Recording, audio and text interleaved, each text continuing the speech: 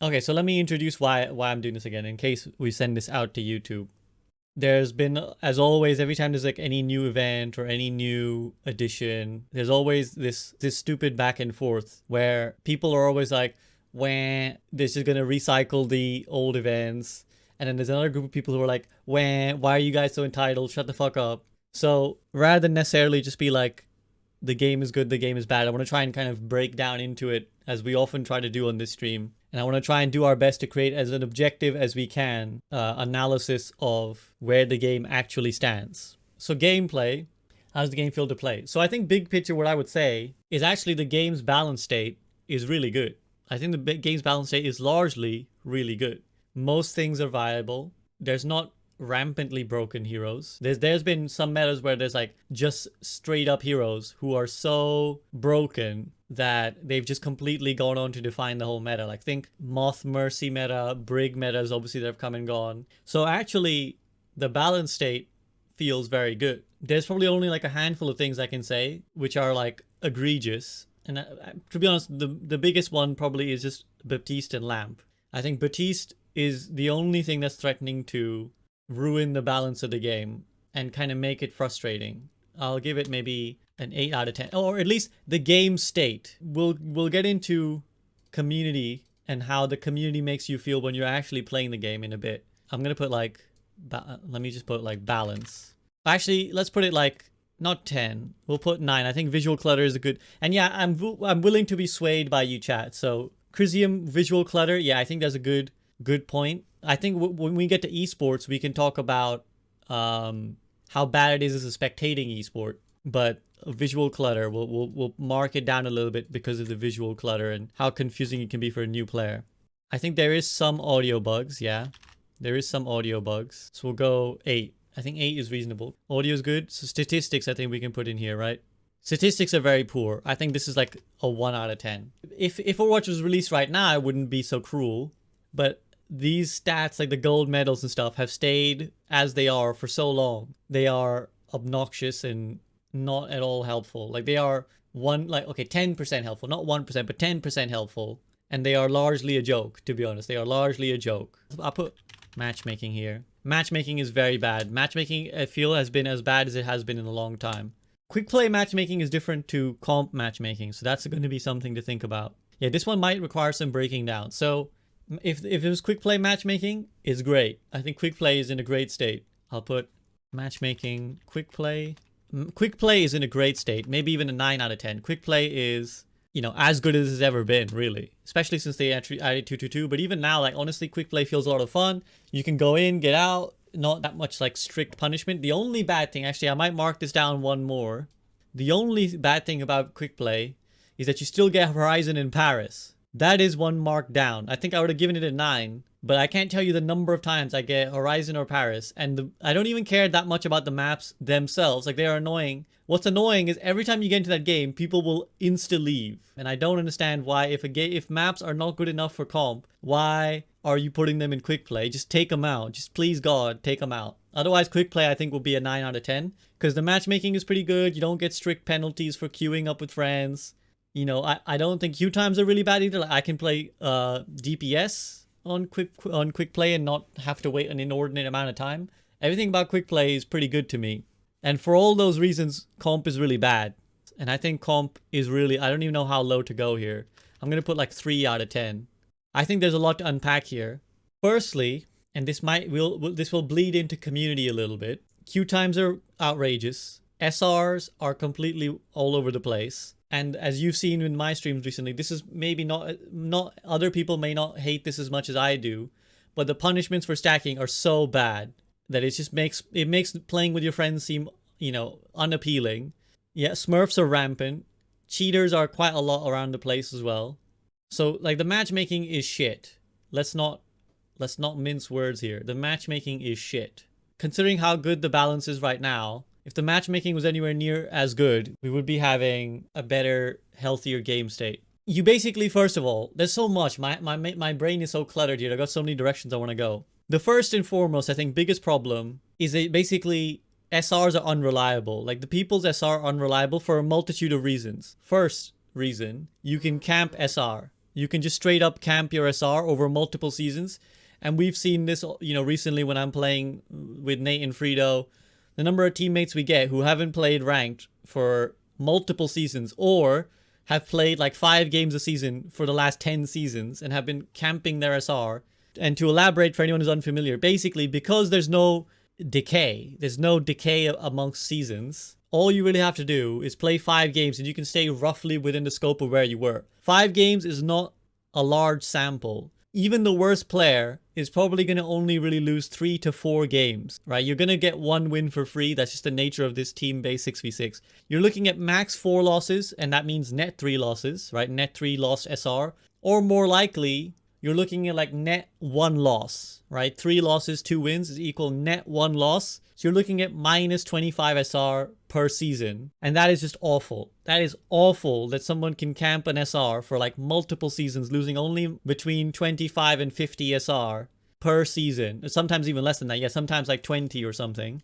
The reason is bad is that when they decide to play, or for the few games that they decide to play, they're ruining the matchmaking entirely because they are not up to the standard or whatever rank they are. This obviously bothers me in massive, but this is true of all ranks. Like this is true even in gold or platinum. Because again, players get better over time. If 1,000 players are playing 10 hours a week, they're going to be better. Even if they're all in gold, over time, they will reach a platinum level, but the sort of inflation of all SRs will keep it so that they stay in the gold rank. Gold players will get better, but so will platinum players. And so you might not see an increase in your rank, but you're getting better in your gameplay. But that gets thrown off if people are just camping their SR. My suggestion is a season minimum, simply. That's my suggestion, is that every season you should be required to play 25 games, because that's what it takes to get to the top 500. 25 games a season. If you don't play that much, your account should have some sort of decay or MMR reset or something so that you can't camp your SR. Like, it's not outlandish when seasons are like 3 months long to ask people to play 25 games to keep the SR they belong. That's all that's being asked of you. I mean, I also agree that placements could be more strict in how they rate you, because otherwise placements are just pointless. I'm only on the tip of the iceberg here. Now, this is one is going to be popular, but I think now the problem is worse than it's ever been. Smurfs. This is the puppies are nice equivalent of Overwatch community. Smurfs are bad. Literally everybody who plays the game would agree with this. We'll talk about this in the community section as well. There's just so few players left that there's too many Smurfs. And I'll elaborate more on this from the community side. So I won't say more than that right now. But Smurfs, cheaters are really there. There's a lot of cheaters as well. Like every time I stream, in like sort of 10 games, we get at least 1 confirmed reported cheater. Like every time almost. I think those are the kind of main things for me. The team matchmaking punishment. Yes. If you play with multiple players, you will be screwed. Like, the game will punish you. And that just doesn't feel right to me. Like, it just doesn't feel right to me that a game that's ostensibly about teaming up with your friends, and it's a team game about coordinating, that if you dare stack, the matchmaker is like, well, fuck you then. And here's, like, the toughest opponents we can find and the most garbage teammates we can find to give you. Here you go, have fun. What is the solution? There's multiple solutions. First, you could have a separate team Q, team SR. That, I think, is what most people have suggested. The other solution is that the matchmaker doesn't punish at all. Like, and you put solos up against stacks. Now, that's an extreme, potentially, solution. I mean, I'm fine with it. But I know a lot of people aren't, because a lot of people just want to come and chill and play solo. And they don't necessarily want to be punished for not having friends. The counter argument to that is, well, there's a lot of systems in the game to find friends. And then you can also find them outside of the game via Discords and stuff. I guess the argument is, should you be rewarded for playing solo, right? Because if you play solo right now, the game babysits you. The game holds your hand and is like, we'll only put you up against other solos. That's good for the casual element of the game. It's good for accessibility of the game. But it's bad for the competitive integrity of the game, because, again, when you actually stack with people you want to play with, you're not punished for it. Actually, yeah, let me put arcade into this. I think arcade is great. That's mostly because of the workshop. Arcade, I'll put like an 8 out of 10 as well. I think the arcade, actually maybe like a 7 out of 10, because the workshop is doing all the heavy lifting. I'm just including workshop in the arcade, like just generally games. So we got 8 out of 10. 9. So these are the sort of parts that Blizzard has always excelled at, right? These top few. Like the visuals, the audio feels great. The balance is good right now. So the feels of the game are good. But these things are holding it back. Like quick play feels great, and if it was just quick play, we'd be looking at a really top tier game. But when the competitive side is so poor, the stats are poor, the format is kind of middling. I think overall the gameplay experience is like a 7.5. Because I think, and I'll get into one of the reasons why in the community section. The game feels good, but the games that you get put in don't always feel good. That's how I would summarize it. We'll go 7 maybe then. If you guys, I think 7 is reasonable. I don't want to undersell the game right now because I do think the balance is good, and I do think we can't forget that if you imagine a new player playing Overwatch and put everything else aside, just the game itself, I think they'd probably look at the game and be like, this is a fun game. So gameplay, 7 out of 10. Now we head to community. This is where the shit show begins, because I genuinely believe this is one of the things holding Overwatch back. Player population, very straightforward. It is shit. I don't care what Blizzard say, to be honest. I don't care what bullshit stat they pull out about 10 million active players. There is a very, very small player population. Like, it is dwindling. Of course, big picture, yeah, of course, we have more players than StarCraft 2 or whatever, but we have very few players. Just look at the number of views people get, like compared to what they used to get, the number of Twitch views, YouTube views, the number of people playing, the queue times, everything is screaming that there's just no players around anymore. That is a big problem. And I'll get into these other things as well with it, because player rotation, what I mean by this is, what is the rate at which new players are coming in, right? Like, what is the rate at which new players are coming into the game? This is also really, really bad. I think this number is very, very bad. I don't think there's many players coming in, and you always want new players coming in. If you don't have new players, what you get is player stagnation. Player stagnation, it kind of goes over what I said about SR camping, but it's in a sort of different way. If you only have the same people ever playing, you have a couple like weird effects. Firstly, people get annoyed and bored, like they're in a bad relationship. People, you know these guys who play the game and they hate the game. You get salty people like that, and those salty people are in your games, right? Those salty people are in your games, and they're making your games less fun. Also, not having new players has other effects as well. So firstly, new players gives old players something nice, which is that they get someone to stomp on and someone to feel better than. So if you're gold, let's say, and lots of new players keep coming in, you'll feel good because by virtue of improving, you will get to climb, because a bunch of new players are coming in and they're settling in silver and low gold, and you as an existing player are now like, yes, fuck yes, my experience playing Overwatch is gonna let me farm these kids, and now I'm like, I get to show off all the hours I put in this game, and they have value and meaning. Of course, for new players that can be bad if the scale is too much against them, right? This is the problem that Dota 2 still has, is that there's a very harsh punishment for new players because there's so much to learn about the game that they get screwed, and it basically makes it very intimidating for new players to play the game. So you don't want it to go too much in that favor, but as long as the game is accessible, and I think Overwatch is quite accessible, at least in a very, like, you can pick up your hero and do the basics of certain heroes very easily. As long as you can do that, that's good for everybody, because you come in and you are like, hey, fun, new game, I like this new game, I get to play this character, this Torbjorn guy seems fun. And you get to play the game, and then older players get to climb as a consequence. If that doesn't happen, what you get is a bunch of people stuck in plat, and they hate it there because they never climb, because they're only playing alongside a bunch of other people who've been playing for 2 years, and they're all getting better at the same rate, and they all know the same shit. And so you just start feeling very frustrated, and then you get angry, and then you take it out on your teammates. So we don't have a lot of player rotation. This leads to the next problem as well, Smurfs.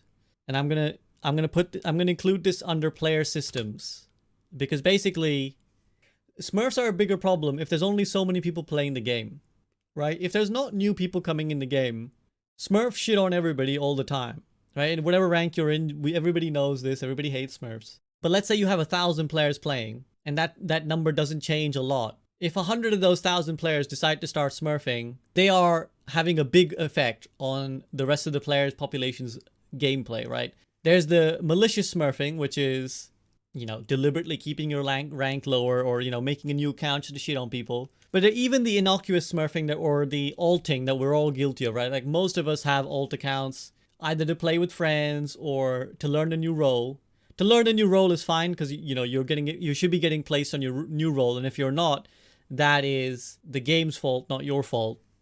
And it's the same for trying to play with your friends as well, right? So again, going back to matchmaking, if you want to play comp with your friends but you can't because of matchmaking punishments, that's the game's fault. That it's kind of forcing you to go and make an alt account to play with your friends. So there's those elements, but regardless, they can upset the matchmaking, right? If you have to go on an alt and you're actually plat, but you're playing in silver with your friends, that's going to have an effect. That's going to have a knock-on effect. But if you have, again, high player rotation, if new players are coming in all the time, then the percentage, like, again, only the most invested people are going to make smurfs, right? Because not only because of the entry costs, but again, if you barely play, why would you need a smurf? Because you're probably not that high to begin with. And if the matchmaking system was good, you wouldn't need an alt account either. So all these things contribute to encouraging this kind of behavior. Whereas if you have more players coming in there, then there's a much smaller impact of those stale players who get bored deciding to smurf, right? Again, if you have 10,000 players and 100 people decide to start smurfing, it affects a lot less of the games. Of course, it doesn't work exactly that way mathematically, but I'd hazard that if you have a lot of new players coming in, a much smaller percentage of them are going to smurf than if you have a stale player base that's just been stagnating for ages. So that's one aspect of it. Now, another aspect of it is endorsements and stuff like that. LFG goes under this. There's no guild system, no clan system. All of that goes under this. There's precious little right now, I think, that actually encourages good community behavior. The endorsement system was a good idea. The problem is we haven't iterated on it, and I'm sure we will. I'm sure we will when it comes to Overwatch 2. But it's just there, and it doesn't mean anything anymore. It just doesn't mean anything anymore. Who cares whether you're endorsement level 2 or 4? What is it? What is the consequence? A couple loot boxes? I don't care about loot boxes. No, majority of people don't care about loot boxes. Players with higher endorsements have their reports mean more, and to keep the highest level of endorsement, you have to manually look through certain reports. So basically, you become like a community moderator, right? To be the highest level of endorsement, where let's say every week you have to check like 5 reports that have come in about like abusive behavior or gameplay sabotage. So that helps Blizzard, it helps the players. Because if you're a player and you want to help the community and you want to have the highest endorsement rank so that your reports mean more and that you can, I don't know, get more void slots, or you might get put in other games with people who are high endorsements, so you're all with friendly people. Player systems right now, to conclude, I think are very underdeveloped. Content creators. So I think the content creators that are here are amazing, but they're all leaving. This really, really worries me. Even in like the last couple of weeks themselves, SK is saying she doesn't want to do Overwatch anymore. Mushu and Holly have been playing Apex. Holly's gone pretty much predominantly to Apex. ML, CarQ, Flash, these guys are all playing much, much more variety. I've spoken to a couple other content creators. When I approached them for content to like collaborate with, they're like, yeah, I don't know, dude.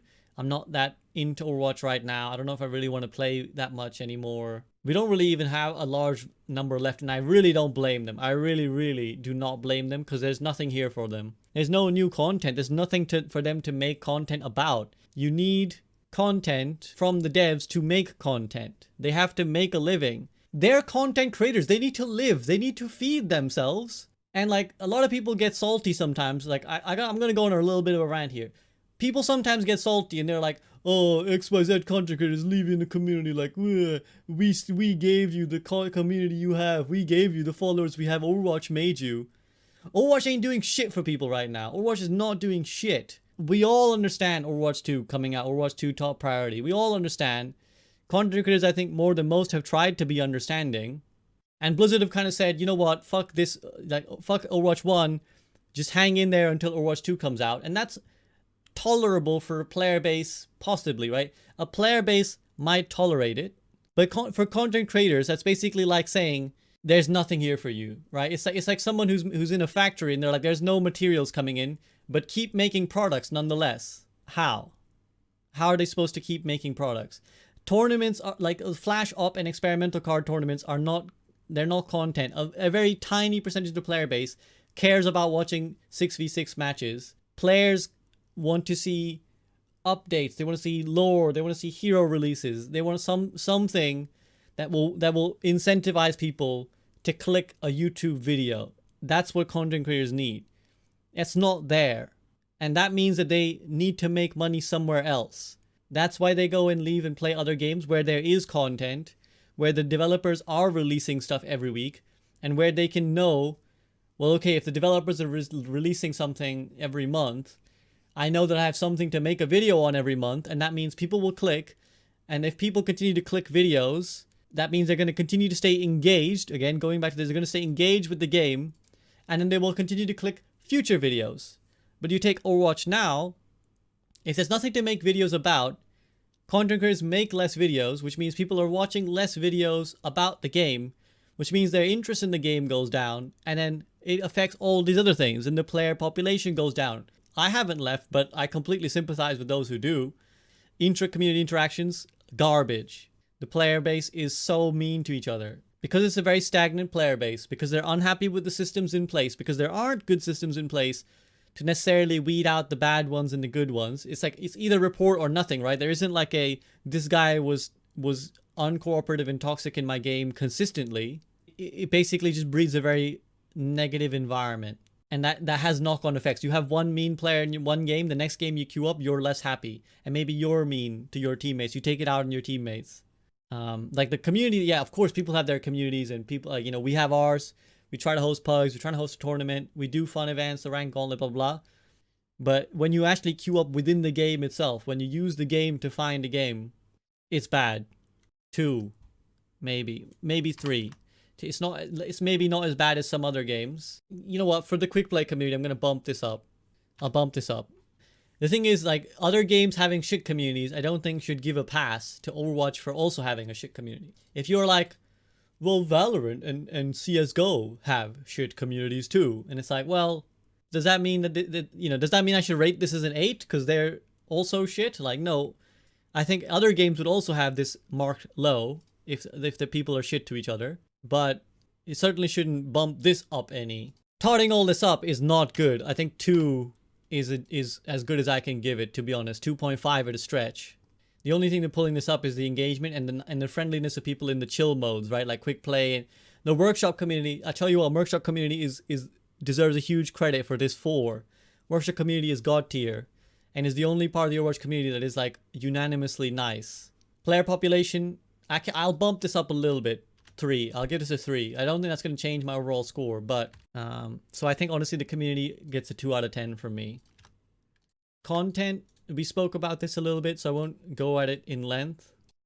Heroes, it depends on the period we take it, right? Like in 2016, so in May 2016 we release Overwatch, and then in July and November we get another 2, Ana and Sombra. In March, in 2017 we get 3. 2018 we get 3, 2019 we get 2, 2020 we got 1. So I think if we go by 3 as a benchmark, then I guess getting 1 is a third, right? So we'll go 3. So let's have a look at the list of maps. So we get in 2016 we got Overwatch releases, then we got 3 maps in 2016 itself. In 2017 we got 1, 2, 3, 4, 5, 6 new maps. 1, 2, 3, 4, 5, 6 in 2018. 1, 2 in 2019, 2 in 2020, 1 in 2021, which is Kanezaka. This is garbage. This is a 1. We haven't had any maps for the actual game since Havana in May 29. Wait. Oh my god. Oh, I didn't even skim through properly. I just kind of skimmed through. I didn't even look at what the maps that were released in 2020 were. They were the Workshop, Chamber, Expanse, and Island maps. So those have been amazing, but only because of the Workshop have made them amazing.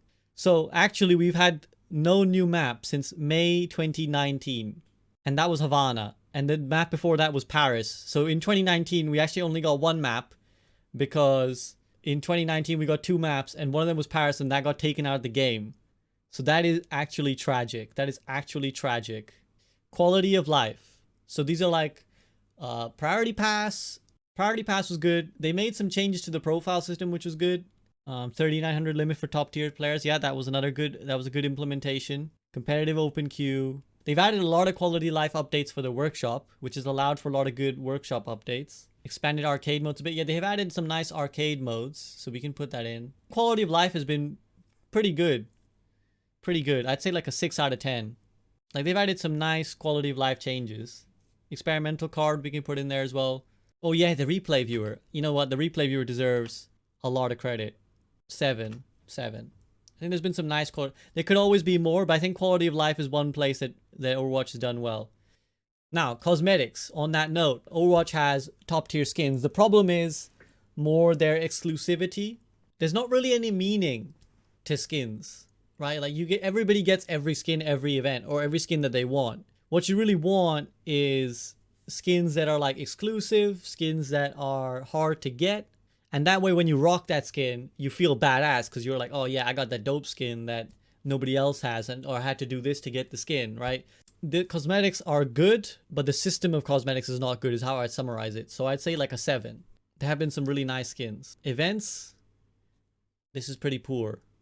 Have we had anything new event-wise recently? We've had this challenge events, and I will count them in events, but like what other events? We obviously know that like the archives and summer games and stuff get rehashed, and we know they get like very, very minor changes. Experimental tournament, yeah, we'll count that. We'll count that. How much value you put in that event though is another question. I would say some, but not too much. I probably bumped the score up like 0.5 for that event. I should put patches as a category too. I'll go 3.5. Is that fair? How do you feel, chat? Well, I'm gonna think about PvE in the meantime. So like, yeah, this is like the archives missions and stuff. This is like a 1 out of 10. We've just gotten like Junkstein over and over. So that's worthless. Lore, we have had some comics recently, which is nice. And the lore of Overwatch is amazing. The problem is that it hasn't moved forwards in a long time. We didn't even get a new cinematic on BlizzCon, so that was a bit disappointing. But the comics have been nice. I don't think they've been significant. And we did have the Symmetra thing as well, the Stone by Stone story, for which there's an audiobook version on my YouTube, if you're interested. Lore has been decent. Again, it depends how we want to rate the scale, because we've had some awesome cinematics. And maybe tell me how you guys feel. Is it unfair to compare the lore that Overwatch has to the fact that Dota 2 now has a fucking animated series on Netflix? Do we compare it to that? Yes. Fair. Sure. I think we'll give it a 5. Because that is what the competition is doing, right? Now, that is the extreme version of the competition, so not every game is doing that. Not every game has an animated series out on Netflix, but certainly Overwatch could have done. Overwatch has the lore to do so. I think Overwatch could easily trounce any other game lore if it so chose to. Patches. I actually think, you know, we've had a lot of patching, to be fair. Sometimes the patching comes slow to identify a problem, but we have had a lot of patches recently. A lot more than we've had. Like the patches we've had in the last probably 12 months has been a lot better than the patches we had the 12 months before that. And I know everybody was, you know, really enjoyed the April Fool's patch. I think patches have been good. I think we shouldn't complain. We shouldn't underestimate that we've had some nice patches. So where are we overall on this? That's like a 5 out of 10, to be honest. Like a 4 out of 10. Heroes and maps have been shit. PvE has been non-existent. Events have been subpar. But the quality of life and the patches have been good. I don't want to necessarily do the maths because not all of these are worth equal amounts. Like having no new maps and no new heroes is a lot more meaningful than having good cosmetics and bad events, right? I think 4.5. 4 is probably fair. Most of you are saying 4. I think 4 is fair, which is probably surprising because, you know, you might look at that and think there hasn't been amazing new content, but I do think they've done a good, like they've done all these other changes are pretty good. It's these two categories that really stand out as really underserviced. Okay, so we're almost there, guys. Now we just got hype / marketing and esports to do. So general perception, I think people, yeah, you're right, Bicycle. I think people think the game is dead. I think the general public think that Overwatch is dead. Again, these will bleed into each other, but unfortunately, I think that most big streamers think Overwatch is not worth playing. And that's bad. Like, they come in periodically, but whenever they play, they tend to be not very happy. Yeah, the 10 million active users is I don't even buy it. Because I know, like, stuff like free weekends can skew it. 3, I'd say. It's not completely a meme. but I don't think it's got a very good rep right now either. The gaming community interest is probably a little bit lower than that. Dead meaning I don't know anyone plays that, which is also that's not an unfair categorization of dead though. To be fair, like again, it's all part of like gamers are a community in a way, right? And they communicate with each other, they hype each other up, they tell each other what games to play, blah blah blah. So if none of your friends are playing, you're not gonna be pulled into a new game. I think Overwatch 2 will certainly draw it. Overwatch 1, maybe also a 3 out of 10. I don't know. Hype is non-existent. So like 2 out of 10, I'd say. There's hype for Overwatch 2, but even that has kind of like petered a little bit with how long the game has taken. How do you define solid viewership flow? Because to me, Overwatch being like number 20 or something on Twitch all the time is not solid viewership, considering it was one of the most popular games of its time. It's 34th on Twitch, which is pretty bad. More people are watching people play fucking slots than they are playing Overwatch. World of Warcraft 53,000, Rust 53,000, Dota 60,000, Apex 87,000. Apex is really the game we should be comparing ourselves to, because Apex also suffered a big loss like Overwatch did. Like Apex was worse than Overwatch 18 months, a year ago, like 2 years ago, in terms of viewership, and it's now what? Quadrupling the Overwatch views. It's crazy how much Apex has shot up and Overwatch stayed where it was. I'm just gonna even make a category that just says viewership. Viewership is like 3 out of 10 again. Marketing, also pretty bad. 2 out of 10. Like, what have you seen any good marketing for Overwatch? Oh my god, the Tim the Tatman clip from a few years ago was so embarrassing. It was so embarrassing that we promoted a clip from like, I don't know, 2017 or some shit, and had to have Tim the Tatman hype up about how good it was. Yeah, for context, guys, if you go on the Overwatch tips website, they have like hype moment with your favorite content creator, and there was like a clip with Tim the Tatman. Oh my god, the cringe already. Winky face. Nice, clean, crisp Genji play. Obviously, you see, just the speed, the momentum that I get. Can we figure out when this clip is from? And how fast I am, kind of like I am in real life, right? That's a joke, by the way. I see the Zarya Grav come out, and I have my ultimate. So their Grav blading, which already dates it. Eliminate everyone. And you see how fast I am. I see the Grav immediately. Blade, dash, so we can see the UI there, like, is so old. Like, this UI has not been like this for so long. They literally paid this man to promote the game, and they could not get him to find a clip earlier than 2017. So that's got to be bottom tier. I gotta make this a 1. So this has been really bad. This is like a 3 or 2.5. And then we can add this as like out of 10. So when we figure it out, finally, esports. So viewing experience. What is Overwatch like for someone to view? Not amazing, because it's understandable enough if you've played the game a lot. But if you've never played the game, which is ultimately what a viewing experience should cater to, you have no clue what the fuck is going on. If you have to have played Overwatch to be even capable of watching Overwatch League, you can't have more viewers of Overwatch League than you have people playing the game, right? Like, automatically, your viewing will be like a tiny fraction of whatever the player base is. Now, if your viewing experience is separate, like if you can still view it without necessarily playing it, then you can have a separate experience, right? You can have people view it who don't necessarily play it. Like, there are esports that do that. Like, there are esports like, no, like you can watch Counter-Strike without ever having played it. But Dota 2 has a large viewership that's much higher than their player base. Whereas I don't think that's the case for Overwatch at all. Maybe like I think the production is great. I think they have a great production setup. So kudos on that. Like, maybe like a 4 for that, I think. Competitive integrity is better than it has been.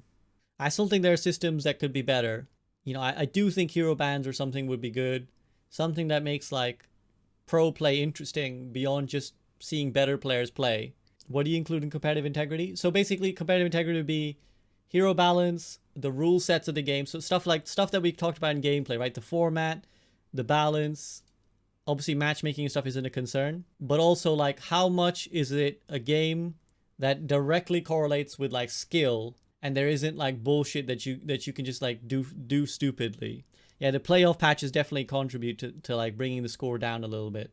Overwatch player too much meta slaves, but again, the format of the game incentivizes it, right? Like again, that's a problem of the format. Like the format reward, like it's so heavily focused on alt economy and stuff like that that there's no incentive to try different comps. So that's the format's fault, not necessarily the pros' fault. I think five. I think five is fair. Like I think the fact that there's no bans, yeah, there's not really true experimentation. I think there's still some bullshit that often defines meta. So, we had Brig and stuff, and BAP now is like still kind of dumb.